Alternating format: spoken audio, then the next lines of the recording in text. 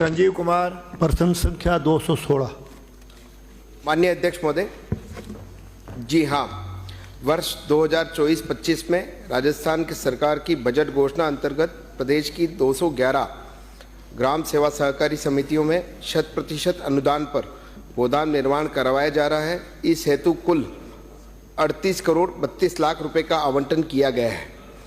परिशिष्ट अ पर इनकी पूरी सूची संलग्न है। ग्राम सेवा सहकारी समितियों में कस्टम हायरिंग सेंटर की स्थापना हेतु 100% अनुदान के स्थान पर केंद्र सरकार की लागत से 80% तक की वित्तीय सहायता दी जाती है। वर्ष 2024-25 के दौरान प्रदेश में 80 कस्टम हायरिंग सेंटरों की स्थापना की गई। इस हेतु 640 लाख रुपए का आवंटन किया गया है। सूची परिशिष्ट ब पर संलग्न है।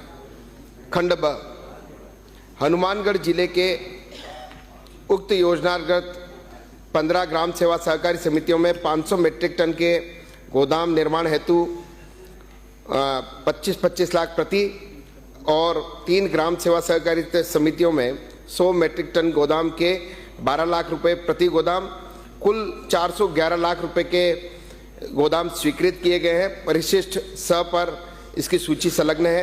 एक कस्टम हायरिंग सेंटर ग्राम सेवा सहकारी समिति थालड़का में स्वीकृत किया गया है। 8 लाख रुपए उसका आवंटन भी कर दिया गया है। समितियों के पास वैध स्वामित्व की भूमि उपलब्ध होने एवं संबंधित केंद्रीय सहकारी बैंक की अनुशंसा सहित प्रस्ताव प्राप्त होने पर तत्समय बजट की उपलब्धता के आधार पर गोदाम निर्माण की स्वीकृति जारी कर आवंटन किया जाता है। कृषि विभाग द्वारा समय समय पर जारी दिशा निर्देशों परिशिष्ट द के अनुसार केंद्रीय सहकारी बैंकों की अनुशंसा सहित प्रस्ताव प्राप्त होने पर उपलब्ध बजट के आधार पर स्वीकृति जारी कर कस्टम हायरिंग सेंटर का आवंटन किया गया है। खंड 3, जी हाँ, उक्त आवंटन बाबत ग्राम सेवा सहकारी समितियों से प्रस्ताव मांगे गए थे। केंद्रीय सहकारी बैंक हनुमानगढ़ द्वारा उक्त जिले की 18 ग्राम सेवा सहकारी समितियों से गोदाम निर्माण के प्रस्ताव भिजवाए गए, जिनकी स्वीकृति जारी की जा चुकी है। कस्टम हायरिंग केंद्र का एक प्रस्ताव प्राप्त हुआ, जिसको स्वीकृत किया जा चुका है। खंड 4, समितियों के पास वैध स्वामित्व की वाली भूमि उपलब्ध होने एवं संबंधित केंद्रीय सहकारी बैंक की अनुशंसा सहित प्रस्ताव प्राप्त होने पर तत्समय उपलब्ध बजट के आधार पर गोदाम निर्माण की स्वीकृति पर विचार किया जाता है। माननीय अध्यक्ष महोदय,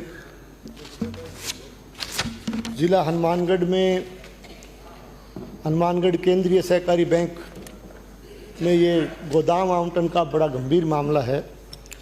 जिला हनुमानगढ़ में वर्ष 2024-25 के गोदाम आवंटन मामले में एसीबी ने भी एफआईआर दर्ज की है और मामला सरकार के संज्ञान में भी है। तो मैं आपके माध्यम से मंत्री महोदय से पूछना चाहूँगा, तो क्या आपको इस आवंटन प्रक्रिया बाबत कोई शिकायतें प्राप्त हुई? यदि हुई तो किस किस के खिलाफ, और आपने उन दोषी अधिकारियों के खिलाफ क्या कार्रवाई की, और भविष्य में इस तरह की अनियमितताएं न हो इसके लिए सरकार क्या कदम उठाने जा रही है, कृपया बताएं। माननीय मंत्री। माननीय अध्यक्ष महोदय, मैं आपके माध्यम से माननीय सदस्य को अवगत कराना चाहता हूं कि हमारी सरकार जीरो टॉलरेंस पर कार्य कर रही है।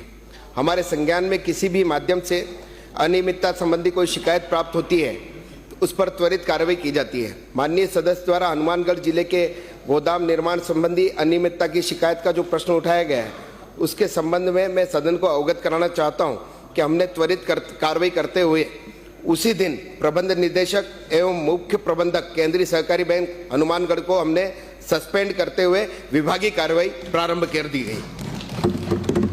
हमारा पूरा प्रयास है कि इस तरह की पुनरावृत्ति नहीं हो, इसका पूरा ध्यान रखा जाए।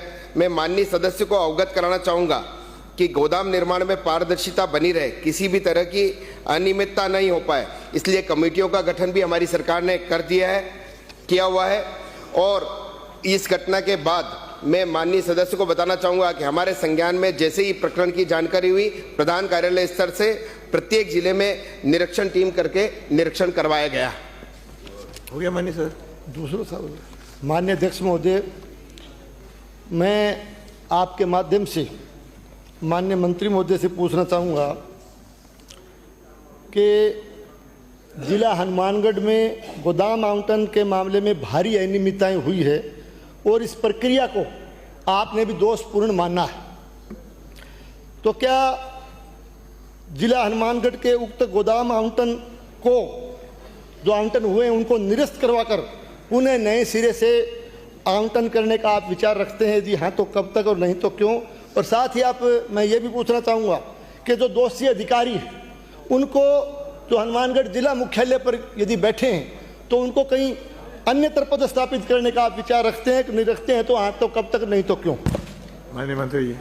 माननीय अध्यक्ष महोदय, मैंने पहले ही अपने जवाब में आपको आपके माध्यम से इनको जानकारी दी है कि हमने उसी दिन उनको सस्पेंड भी किया। एक अधिकारी जो हमारे विभाग का है उसका मुख्यालय बदलने का काम हमने अन्यत्र जिले में उसका स्थानांतरण किया है, और एक अधिकारी चूंकि वो हनुमानगढ़ जिले बैंक का है तो वो बैंक का होने से जिले से बाहर तो नहीं जा सकता, लेकिन उसका मुख्यालय परिवर्तन करने का काम हमने किया है। और गोदाम निर्माण की जो प्रक्रिया की बात भाई साहब कर रहे हैं, माननीय सदस्य कर रहे हैं, मैं माननीय अध्यक्ष महोदय को बताना चाहूँगा कि मैं आपके माध्यम से माननीय सदस्य को बताना चाहूँगा कि भारत सरकार की एक महती योजना सहकारिता के क्षेत्र में विश्व की सबसे बड़ी अन्न भंडारण योजना के तहत उन जिलों को प्राथमिकता दी जानी है जिनमें भंडारण क्षमता अपेक्षाकृत कम है।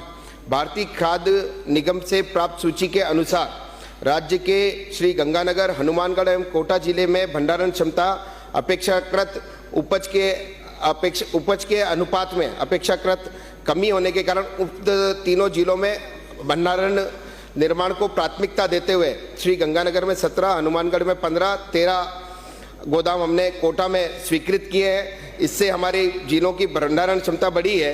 हनुमानगढ़ में 8,500 टन क्षमता बढ़ी है, कोटा में 7,500 टन बढ़ी है और हनुमानगढ़ में 7,500 बढ़ी है।